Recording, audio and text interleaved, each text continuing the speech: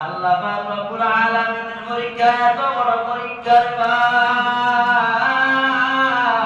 5 বছর পরে সন্তান দেশে আসছে, কত আনন্দ।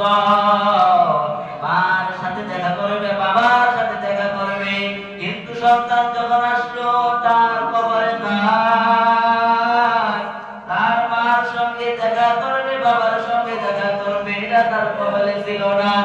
বাবা যখন ছেলে যখন বাড়ির উদ্দেশ্যে রওনা দিলেন, ঢাকা থেকে কদমে অ্যাক্সিডেন্ট হয়া ওই বাবার জীবন জানতা চলিয়া গেল। সারা শরীর দেহ খণ্ড বিখণ্ড হয়ে গেল।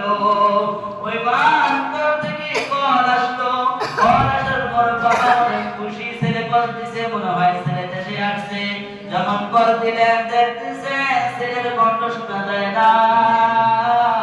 অপর প্রান্ত থেকে কে যেন বাবার সঙ্গে কথা বলতেছে। বাবা বলতেছেন, আপনি কি?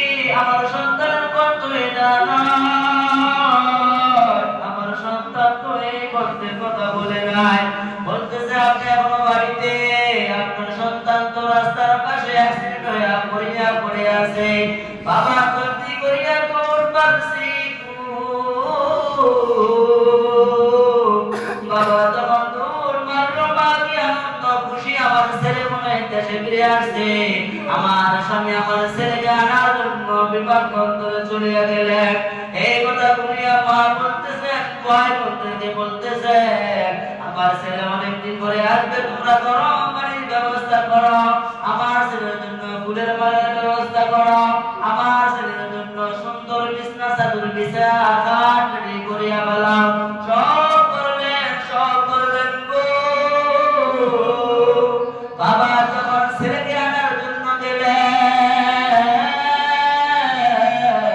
দেখতেছেন বাবার দেহটা রাস্তার পাশে পড়িয়া আছে।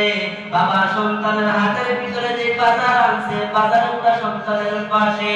বাবা বলতেছেন, বাবা রে, ছেলেকে বলতেছেন, ছেলে তুমি দুনিয়া তুমি দেশে আইছো, তোমার মার কি আনন্দ, তোমার বাপ কি খুশি।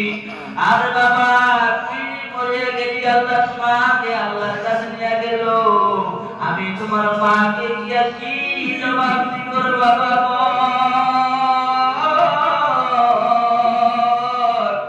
আমি তোর মাকে গিয়া কি জবাব দিব বাবা? ওই সন্তানকে বাবা নিয়ে পড়েছে করিয়া যখন বাড়িতে নিতেছে, মা বলতেছে, কার কপাল পড়লো রে,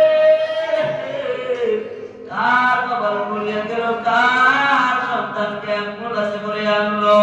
যখন ঘরের দিকে রওনা হইল, দেখতেছে নিঃসন্তান লাশ হইয়া বাড়িতে ফিরে আসলো। মা বলতেছে, বাবা আমি তো তোমার লাশ চাইলাম না রে বাবা, এতদিন পরে দেশে আসলাম, আমি মনে করে ভাবছিলাম বাবা তুমি দেশে আসবা, তোমার জন্য ফুলের মালা, গরম পানি, বিছনা চাদর সব করলাম রে বাবা।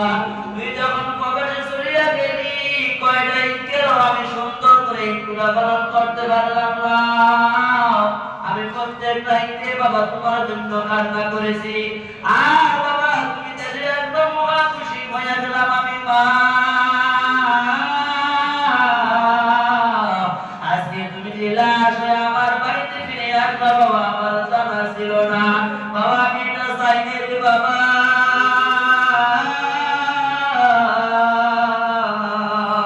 মা বলতেছে, বাবা তোমার জন্য গরম পানি করলাম, সেই গরম পানি যে তোমার জন্য শেষ বছরের গরম পানি হবে এটা আমি বুঝতে পারি নাই রে বাবা।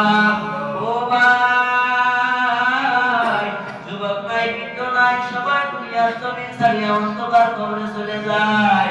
এই দুনিয়া আমাদেরকে আল্লাহ কয়েকদিনের জন্য ঘুরায়া ফিরায়া, আমরা আমাদেরকে আবার অন্ধকার কবরে আল্লাহ নিয়ে যাবে। ওই জন্য আল্লাহ পাক রব্বুল আলামিনের ইবাদত করতে হবে, আল্লাহ পাক রব্বুল আলামিনের মহব্বত অন্তরে পয়দা করতে হবে, রাসূলের ভালোবাসা অন্তরে পয়দা করতে হবে। এই দুনিয়ার জমিনে আমি 60 থেকে 70 বছর বাঁচলাম, কিন্তু কিয়ামতের ময়দানে বছরকে বছর, হাজারকে হাজার দিন আমার অন্ধকার কবরে থাকতে হবে। আয় আল্লাহ, আমাদেরকে যখন আপনি মৃত্যু দান করবেন, অন্ধকার কবরে যখন আমাদেরকে ডাক দিবেন, তৌফিক দিয়া দিন। আয় আল্লাহ আমাদের সকলকে আপনি খাঁটি তওবা করার তৌফিক দিয়া দিন। আয় আল্লাহ আমাদের সকলকে আপনি মুসলমান হিসেবে কবুল করেন। যদি সবার খাঁটি তওবা নিয়ত থাকে সকল খাঁটি তওবা করেন। আল্লাহ আপনার কাছে তওবা করতেছি। আল্লাহ আপনার নেক আমল ছাড়বো না। আল্লাহ আমরা আপনার কাজ করবো না। আল্লাহ আমরা আপনাদের রহম করে স্বীকার করলাম। সবাই হাত দেখান, আল্লাহকে দেখান। আয় আল্লাহ আপনার বান্দারা সবাই আপনার কাছে সাক্ষী দিতেছে মালিক। সকলের হাতগুলো আপনি কবুল ও মঞ্জুর করিয়া লন। আয় আল্লাহ সকলের হাত আপনি কবুল করুন। আল্লাহ সকলকে আপনি মাফ করে দেন। মালিক আপনি ছাড়া আমাদের কেউ নাই। আপনি আমাদের রব, আপনি আমাদের খালেক মালিক রাজ্জাক আল্লাহ ইজ্জত দাতা, আপনি আমাদেরকে মাফ করে দেন। আমাদের খাঁটি তওবাকে আপনি কবুল করেন। আমরা পাঁচ ওয়াক্ত নামাজ ছাড়বো না। আল্লাহ আমরা পাঁচ ওয়াক্ত নামাজ আমরা কেউ ছাড়বো না। সকলকে আপনি কবুল করেন।